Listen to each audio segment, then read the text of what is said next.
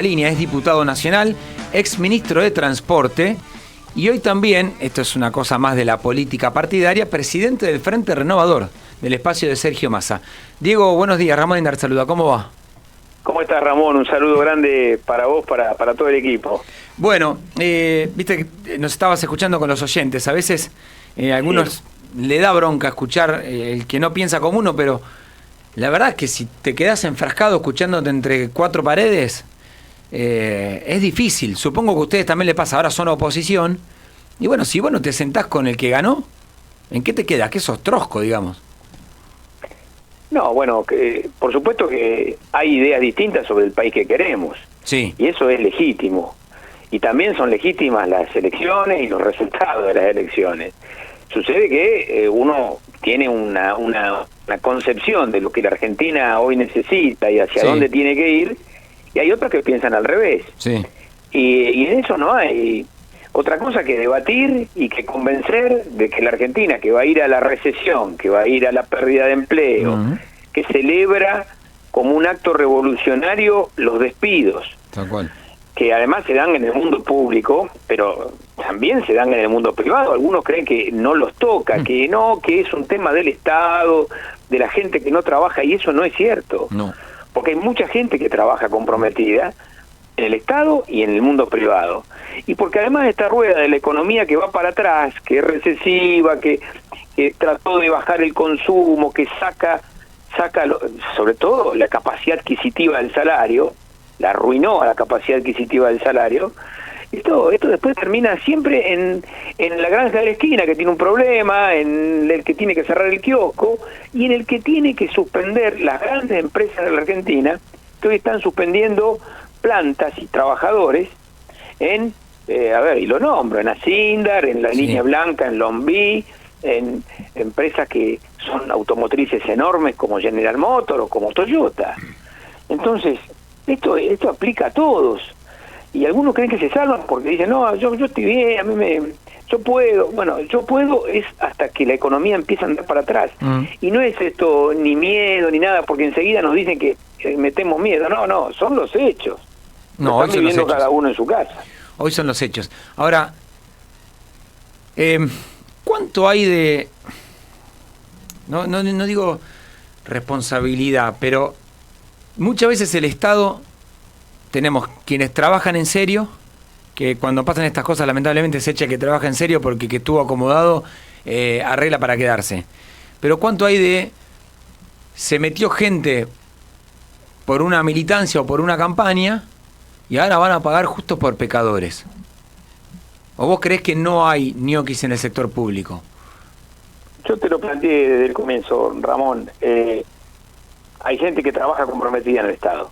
Sí. Y entonces, por supuesto que en una estructura o en estructuras tan grandes, en provincia, municipios, nación, puede haber situaciones donde eso no sucede. Sí. Eso hay que analizarlo, hay que hacerlo, pero no hay que hacerlo como un acto de revancha, ni como un acto de celebración y de revolución porque se despide gente. Me parece que esto cada uno de los sectores que están vinculados a los recursos humanos, los que manejan estas cosas, harán su análisis.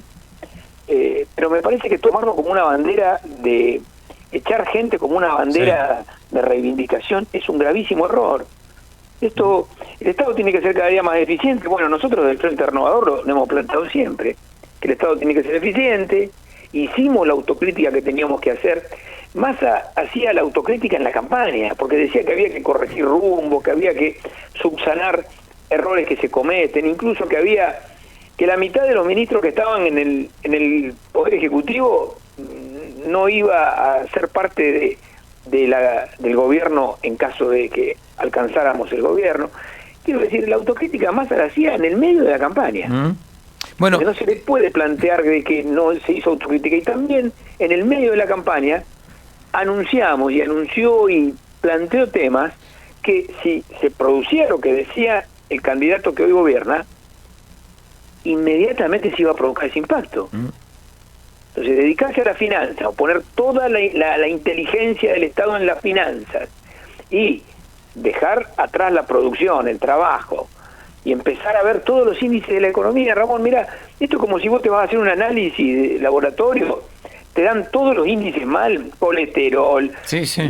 leucocitos, todo lo que uno sabe que se hacen, le da todo mal, pero dice, no, pero estamos yendo bien, estamos hacia la salud.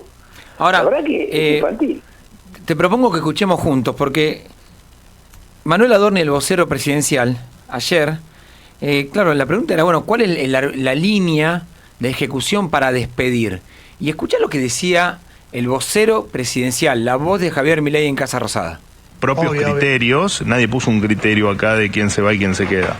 Cada funcionario tiene la atribución de decir efectivamente qué empleado sirve, es valioso, agrega valor y puede aportar algo y cuál no. Pero digo, si echás a alguien es o porque es ñoqui, o porque es militante, o porque no sirve. Una de tres.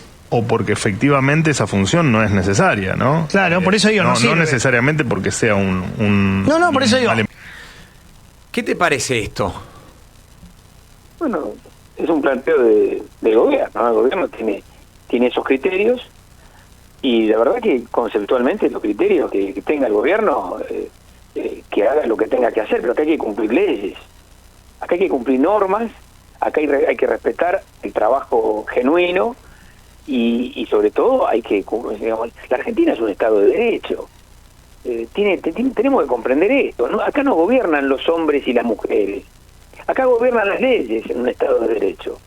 Entonces uno puede tener toda la voluntad, pero cuando hay legislación, porque esto es más viejo que el mundo, esto para evitar arbitrariedades, persecuciones, se establecieron leyes que dan derechos.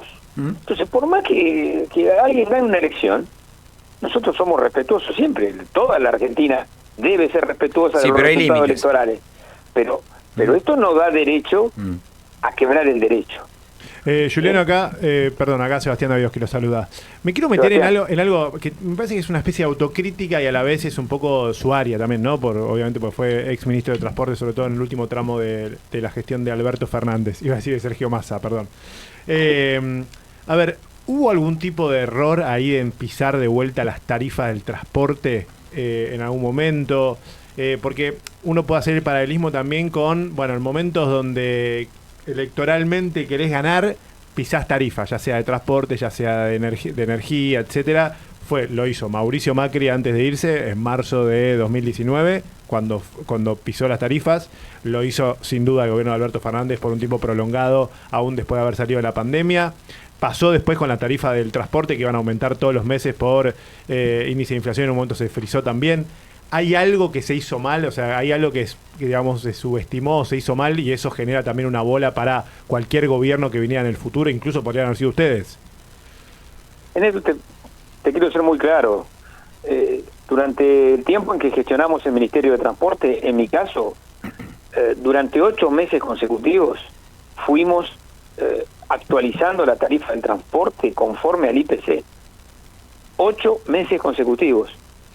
Hacía años que eso no se realizaba en la Argentina. Y lo hicimos con la convicción de que la tarifa tenía que ir creciendo en relación a el aporte del subsidio, a la colaboración del Estado y a la situación de las paritarias y de lo que significaba la evolución de la economía. Ahora, cada vez que se producía esa actualización, que se hacía con índices de IPC, en un punto y en el momento en que se produce la devaluación, ustedes se acuerdan que el Fondo Monetario le pedía a Sergio Massa una devaluación del 100%.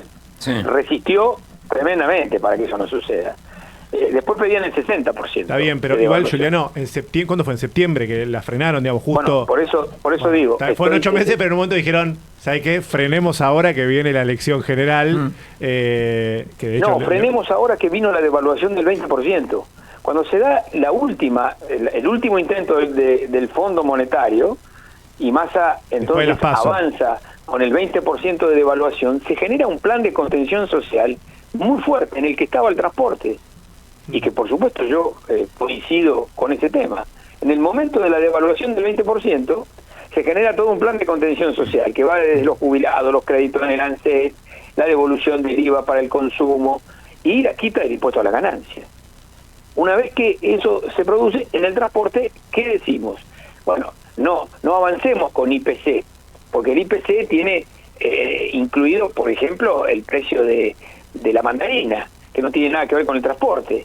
Entonces, hagamos nuevos índices que tengan que ver con los costos del transporte, la estructura de costos. Y esa fue, hasta tanto se producía ese nuevo índice. Esa es la explicación de lo que sucedió.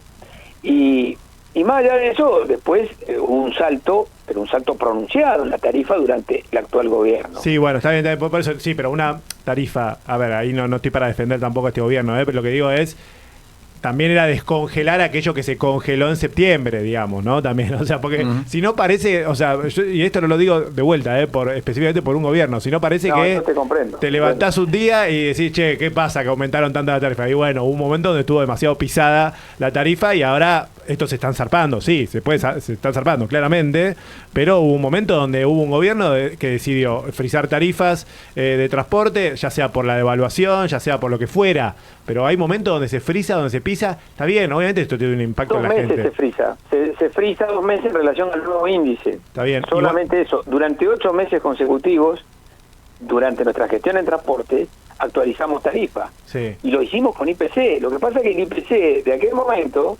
daba un resultado razonable en la tarifa.